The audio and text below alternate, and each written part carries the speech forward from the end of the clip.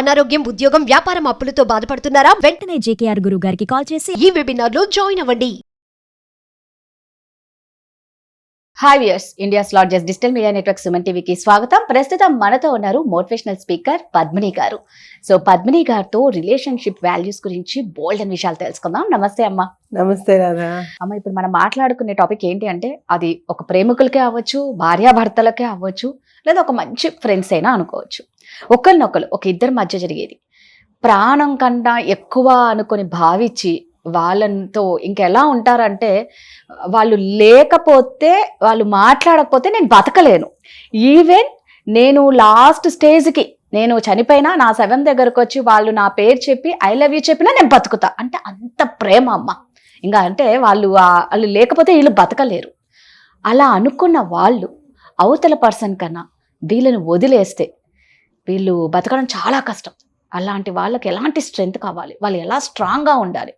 ప్రాణం అనుకునేవాడే వదిలేస్తే వీళ్ళ పరిస్థితి ఏంటి? అసలు నీ ప్రాణం కంటే ఎదురు మనిషిని ప్రేమించడం అన్నది చాలా వింత విషయం, గొప్ప విషయం. అవతల పర్సన్ అదృష్టవంతుడు, వాడు అదృష్టవంతులు కూడా అవతల మనిషి నిజానికి. కానీ నువ్వు ప్రాణం కంటే యూజువల్ గా చిన్నప్పటి నుంచి మనం చాలా మందిని ప్రేమిస్తాం. ఫర్ ఎగ్జాంపుల్, చిన్నతనంలో అమ్మా నాన్నే మన ప్రాణం కంటే పెద్దగా చాలా గొప్పగా ప్రేమించే భక్తులు. అలాగే అన్నదమ్ముల్ని, తోబుట్టువుల్ని ప్రేమిస్తూ ఉంటాం. కాలక్రమేణా మనం పెరుగుతున్న కొద్దీ పెద్దవాళ్ళు మనకి దూరం అవుతున్నారు కదా. అవును, మన అన్నదమ్ములు దూరం అవుతున్నారు కదా. అప్పుడు మనం వాళ్ళతో పాటు వాళ్ళు లేరని చెప్పి కుంగిపోయి మన జీవనం సాగించడం మానేసామా? అసలు లేదు, లేదు కదా. అవును. అప్పుడేమనుకుంటున్నాం, పుట్టడం గిట్టడం మామూలే, వాళ్ళు మనకంటే పెద్దవాళ్ళు కాబట్టి మనకంటే ముందుగా జీవితంలో లేరు, వాళ్ళు వెళ్ళిపోవాల్సిన టైం వచ్చింది, వాళ్ళు వెళ్ళిపోయారు అని చెప్పి మనకి మనం సమాధాన పరుచుకుని అడుగు ముందుకేస్తుంది. ఇదే విషయం ఒక ప్రేమికుల మధ్య గాని, ఒక స్నేహితుల మధ్య గాని మీరు అడిగినట్టుగా వచ్చినప్పుడు, నేను చాలా ప్రాణం కంటే ప్రాణంగా ప్రేమించాను, అయినా వాళ్ళు నన్ను దూరం చేస్తున్నారు అని చెప్పి జనాల్లో కుంగిపోవడం, మానసిక వ్యధ, ఆందోళన, డిప్రెషన్, ఇలాంటివన్నీ తెచ్చుకుంటూ ఉంటారు. అసలు అవసరమా అంటాను నేను.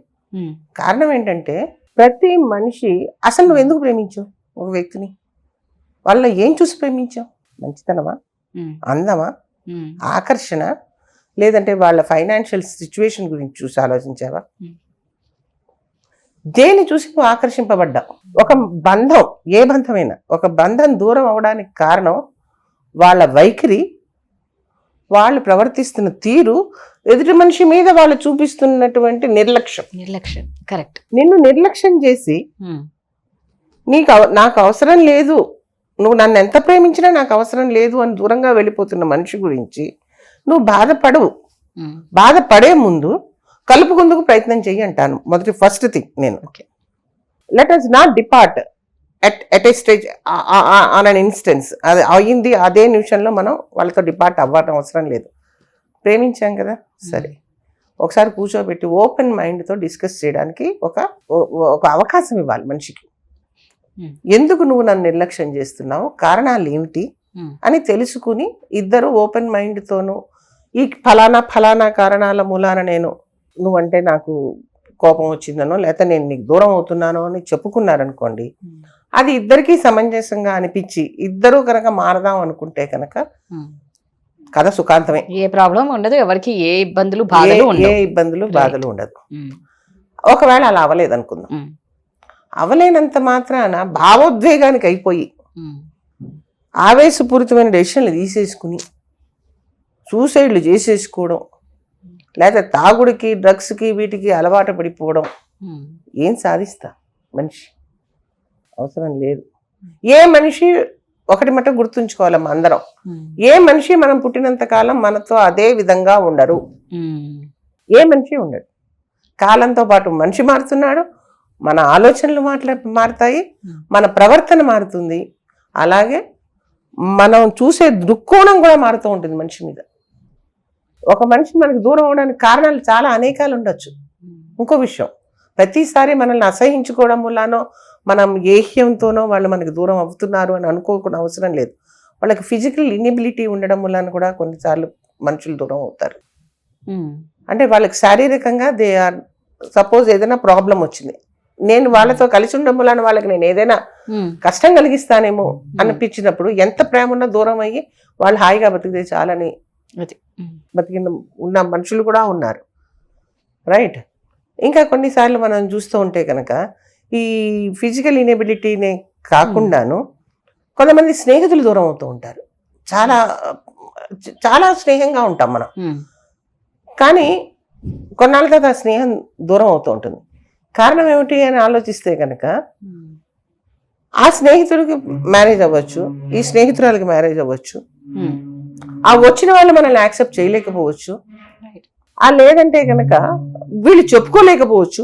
ఇలాంటప్పుడు కూడా స్నేహితులు కూడా దూరం అవుతూ ఉంటారు. స్నేహితులు దూరం అయినప్పుడు ఇంకా బాధపడతాం. ఈ కారణాలు తెలుసుకోవడం వలన మనం ఓకే అయినప్పటికీ మనం దగ్గర అవ్వలేము అని తెలుసుకుందాం. ఇప్పుడు ఎలా స్ట్రాంగ్ అవ్వాలి అన్నది మన క్వశ్చన్. ఇప్పుడు ఈ కారణాల మూలాన మనకి వాళ్ళు దూరం అయ్యారనేది మనకు తెలిసింది. అయితే కుంగిపోదామా? కుంగిపోవడం మటుకు ఆన్సర్ కాదు. ముందుకు జీవనం ముందుకు నడవాలి అంటే నువ్వు స్వీయ పరిశీలన చేసుకోవాలి. ఏమిటి ఇప్పుడు వాళ్ళు నన్ను వదిలేసిన మూలాన నాకు వచ్చిన నష్టం ఏమిటి అన్నది ఆలోచించుకుని, రైట్, ఓకే నాకు ఫైనాన్షియల్ ప్రాబ్లం వస్తుందా, మానసికంగా ప్రాబ్లం వస్తుందా, ఎమోషనల్ ప్రాబ్లమా, ఏది ఉంది అన్నది చూసుకుంటాను. దానిలోంచి ఎలా బయటపడాలి? ఒక యోగా చేసుకోవడమా, లేదంటే కనుక ఒక గీత చదువుకోవడమా, లేకపోతే ప్రవచనాలు వింటావా, ఎక్సర్సైజులు చేసుకుంటావా, లేకపోతే ఫైనాన్షియల్ ప్రాబ్లం ఉంటే ఉద్యోగాలకు అప్లై చేసుకుంటావా? డైవర్షన్ అనేది చాలా diversion is very important. Diversion లేకుండా మటుకు మనం చేసుకోకూడదు. చాలా ముఖ్యంగాను మనం చూడాల్సింది ఏమిటయ్యా అని అంటే కనుక ఈ కుంగుబాటు అన్నది ఆత్మ న్యూన్యతనిస్తుంది. ఆత్మ న్యూన్యత వల్ల మనం సాధించేది ఏమీ ఉండదు. నీ ఆత్మవిశ్వాసమే నిన్ను ముందుకు నడుపుతుంది. కరెక్ట్ అమ్మా. ఎవరో ఏదో మనల్ని నచ్చలేదనో మనల్ని దూరం పెట్టారని మన కన్న తల్లిదండ్రులకు మన కోసం బతకడం అన్నది నేర్చుకోకుండా ముందు నీ కోసం నువ్వు బతుకు, తర్వాత వాళ్ళ కోసం బతుకుతావు. సూపర్. అంతే కదా, నిన్ను నువ్వు ప్రేమించడం నేర్చుకోవాలి. అంతే. Self realisation, self esteem. మనల్ని మనం ఎప్పటికీనూ తక్కువ చేసుకోకూడదు. మనలో ఉన్నటువంటి కళలని, మనలో ఉన్న ధైర్యాన్ని, ఆత్మవిశ్వాసాన్ని పెంపొందించుకుంటూ ముందడుగేయడమే స్ట్రాంగ్నెస్ కి ప్రతీక. మనల్ని మనం ప్రేమించుకుంటే ఆటోమేటిక్ గా మీరు అన్నట్లు ఎక్కడ లేని స్ట్రెంగ్త్ ఎవరి నుంచి రానవసరం లేదు, మన నుంచి మనకే అన్ని ఉంటాయి. ఎక్స్టర్నల్ మోటివేషన్ ఏది ఎక్కువసేపు ఉండదమ్మా. కరెక్ట్, అవును. ఆత్మ న్యూన్యతలోకి వెళ్ళిపోయి మనం ఉన్న జ్ఞానాన్ని మర్చిపోకూడదు. జ్ఞానం ఏదైతే మనం తెలుసు ఉందో దాన్ని ఆచరణలోకి పెట్టుకోవడం అన్నది ఒకటి ఇంపార్టెంట్ థింగ్. అంతేకాదు మనల్ని దూరం పెట్టారని వాళ్ళ మీద హేటెడ్నెస్ పెంచుకోవద్దు. This is very important. ఎప్పుడైతే మనం వాళ్ళ మీద ఏహ్యం గాని, అసహ్యం గాని, కోపం ఇలాంటివి పెంచుకున్నామంటే మనలో కసి, పగ, ప్రతీకారం ఇటువంటి భావనలు ఎక్కువ వస్తాయి. ఈ భావన వల్ల దానికి నువ్వే సమిధివి అవుతావు. Hatedness is not at all invited. ఇలాంటప్పుడు స్ట్రాంగ్ గా ఉండడానికి వాళ్ళని మర్చిపో. Forget, forgive. This attitude is very important. Super. So మనల్ని వదిలేశారు కదా అని వాళ్ళ మీద కోపం, పగలు, వాళ్ళు నాశనం అయిపోవాలి ఇవన్నీ కోరుకోకండి, అవసరమే లేదు. ఏదైనా భగవంతుడు చూసుకుంటాడు. మనలో కావాల్సింది మనం ఎలా దీని నుంచి బయటపడాలి, మనం ఎలా స్ట్రాంగ్ గా ఉండాలి. అవతల పర్సన్ ఎలాగో మోసం చేశాడు, ఇక వదిలేసేయండి, ఎవరిది వాళ్ళకు ఉంటది. వాళ్ళ నాశనం కోరుకునే కొద్దీ మనకి కూడా ఆ ఎఫెక్ట్ వస్తుంది. ఒక నాశనం కోరుకునే ఆటోమేటిక్ మనకు వస్తుంది, నెగటివిటీ అది రాకూడదు. మీరు అన్నట్లు ద్వేషించద్దు, వదిలేయండి. బాధ ఉంటది కాదని చెప్పం, బట్ మనం కంట్రోల్లో ఉండాలి. అవసరాన్ని మించిన బాధ కూడా పడద్దు. మన హెల్త్ కే ప్రాబ్లం, మనకే ప్రాబ్లం వస్తుంది. Super, thank you.